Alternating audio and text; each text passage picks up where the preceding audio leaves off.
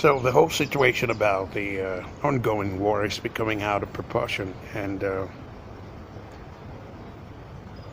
there's been a lot of back and forth in mediation, uh, resolution, and diplomacy. And it feels to me like Israel is not giving in to, you know, what everyone else is saying. Israel is not going to take no for an answer. And by the way, they have just told the UN Secretary General that they do not approve his statement and that they are right now going to deny the delegates or anyone having any business to do in Israel that is under the UN, they're going to deny them visas. That's crazy. Coming from Israel. That they do not agree to their terms and conditions. That anyone who is trying to tell them the contrary is either supporting Hamas directly or indirectly, or is comfortable with what Hamas is trying to do. Look, I don't know if you've seen the war so far. You've seen the bombings and the building collapsing and all of that. I mean, Gaza is looking like an apocalyptic state. Like, it's looking like a horror movie. Literally. And where it gets serious is the part where seriously children, you know, you see children being blown away into pieces. You know, it's terrible. And as much as Israel wants to maintain its state of engagement and not going, you know, not giving up or not giving in to what everyone else is saying about ceasefire and negotiations, the point is Hamas is just trying to take advantage of the hostages to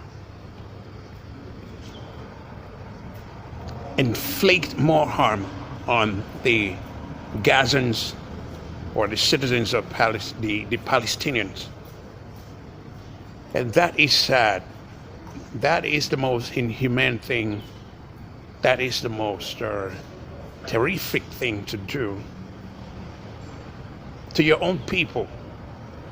I mean, you are responsible for what's happening in in Gaza right now. And it's crazy. You are responsible for the thousands of babies and mothers and fathers and brothers blown away by bombs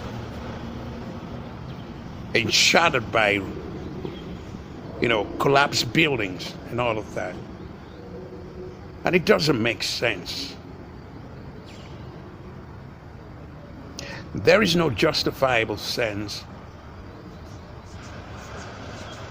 that she went into Israel, attacked people who were partying and having fun, kidnapped babies, burnt babies, kidnapped elderly people, grandparents, kidnapped people's daughters and sons and all of that. And you want to claim that, you know, you have a right to do that because you do not agree to the fact that Israel should exist. Doesn't make sense. It doesn't make sense that now you're trying to blame it on Israel. The occupation, the Zionist movement, they are the terrorists. They are the ones bombing children, bombing mothers, bombing fathers, destroying your lands and all of that. But you guys started this first. And now you're trying to play the victim, rallying around the whole world to believe that you are the victim. I don't understand, man.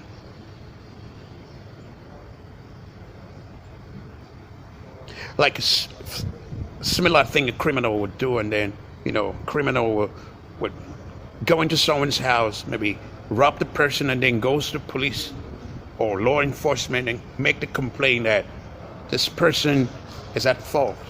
Come on, man.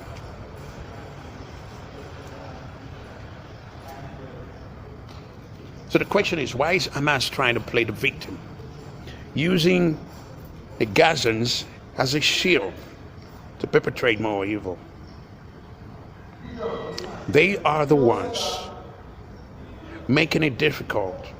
They are the ones who have brought these apocalyptic situation or circumstances on innocent Gazan citizens.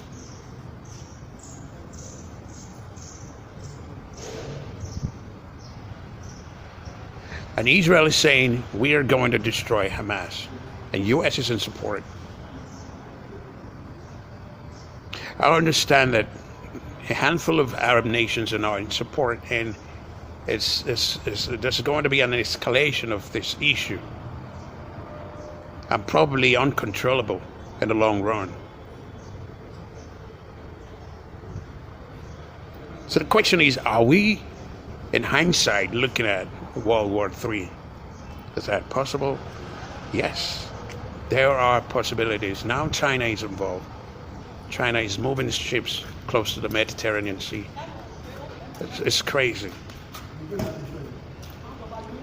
There could be a possibility of World War III. I mean, it's staring us in the face.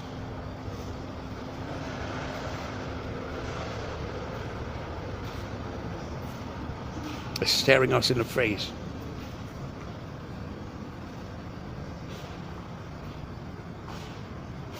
Israel does not want Hamas to exist in that region anymore. That is the whole thing.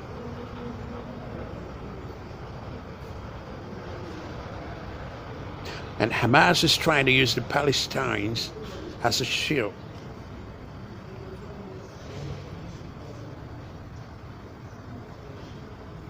And that is unacceptable.